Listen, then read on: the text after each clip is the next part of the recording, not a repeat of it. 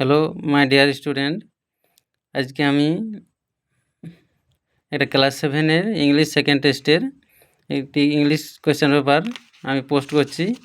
এখানে আমি উত্তর করার টাইম পাইনি, তো কোয়েশ্চেনটি দেখে নেবে একটু।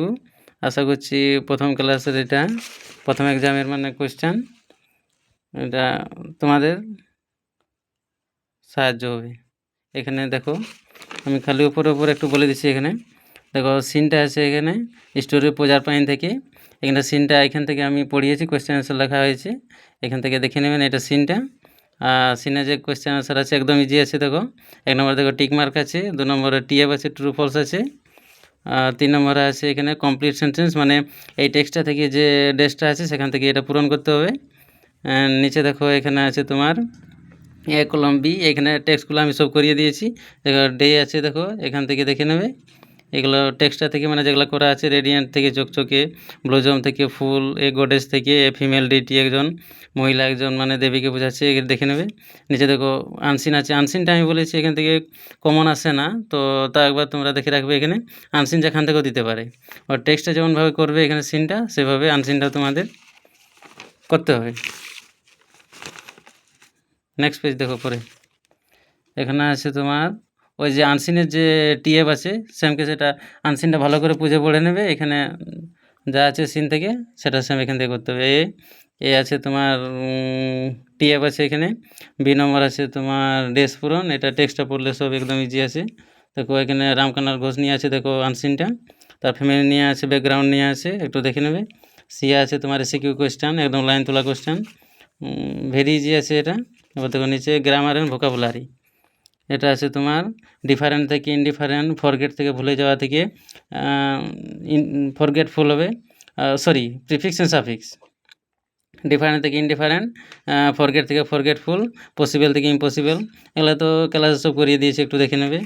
নিচে দেখো underline participle adjective in the given sentence, এখানে কিছু কিছু অ্যাডজেক্টিভ আছে যেগুলো নাউনকে বিশেষিত করে, অর্থাৎ তোমরা এখানে দেখে নেবে এখানে নাউন আছে, তার আগে যে ওয়ার্ডটি আছে সেখানে চোখকানবে তোমরা অ্যান্সার মেরে দেবে, এখানে আন্ডারলাইন মেরে দেবে। দেখো এখানে শুধু আমাদের বলেছে অ্যাডজেক্টিভকে আন্ডারলাইন মারতে। তো এখানে দেখো যেটা আছে তোমার শেষ দিকেরগুলো দেখো সব নাউন আছে, বাঁশো নাউন, ট্রি গাছ নাউন, এখানে দেখো ওমেন নাউন, ম্যাঙ্গোজ নাউন। তার আগে দেখো কী আছে, বাঁশটি কেমন দেখো রানিং চলন্ত, এটা অ্যাডজেক্টিভ। এবার দেখো এখানে আছে তোমার ট্রি, ট্রি এখানে কী আছে বলো না, ট্রাক আছে, ট্রাক একটা নাউন। তার আগে আছে লোডেড, ট্রাকটি কেমন বোঝাই করা। তারপর দেখো ওমেন, ওমেনটি কেমন চার্মিং মন্ত্রমুগ্ধকর। এবং ম্যাঙ্গো আছে, দেখো ম্যাঙ্গো আম, আমগুলো কেমন রোটের পচা আম, এগুলো দেখো সব অ্যাডজেক্টিভ। আশা করছি এগুলো ভালো হলো। নিচে দেখো, নিচে আছে তোমার fill in the blanks with appropriate modal and from the list given below. এখানে আছে তোমার মোডাল অক্সিলারি ভার্ব দিয়ে আর কি ফিল করা আছে, এটা একটু দেখে নেবে ভালো করে। দেখো মডালগুলো পরের পেজে আছে, দেখো আইভিতে এক আছে তোমার মে, এখানে আছে শুল, সেল থেকে শুল, এটা ক্যান আছে, আর ক্যান থেকে কুল আছে। দেখো বলি মে যদি সম্ভাবনা বোঝায় তাহলে এখানে মে থেকে পারা বা হতে পারে এরকম কিছু বোঝালে মে বসে, তো সেরকম যদি সেন্টেন্সটা পড়ে বুঝে নেবে অটোমেটিক তোমার মিনিংটা দাঁড়াবে। আর শুট উচিত, অর্থাৎ কোনো কিছু সেন্টেন্সটার মধ্যে করা উচিত বোঝালে শুট বসে, আর কোনো কিছু সমর্থ বোঝালে ক্যান বসে, ক্যান পারা, আমি কাজটি করতে পারবো, এরকম কিছু এক্সাম্পল থাকবে। আর কুল পারতো, এটা মডেল অক্সিলিয়ারি ভার্ব, অর্থাৎ কোনো কিছু ঘটনা ঘটতে পারতো বা কোনো কিছু কাজ হতে পারতো, এরকম বোঝালে তোমার মডাল কুল বসে। আশা করছি দেখে নেবে। আর এছাড়া এই মডেল বাদ দিয়েও আমি বলে দিয়ে রাখছি যে এগুলোই পড়বে, কোনো নেই। তোমরা আরও মডেল যেগুলো লিখিয়েছি ওগুলো একটু দেখে নেবে ক্লাসে।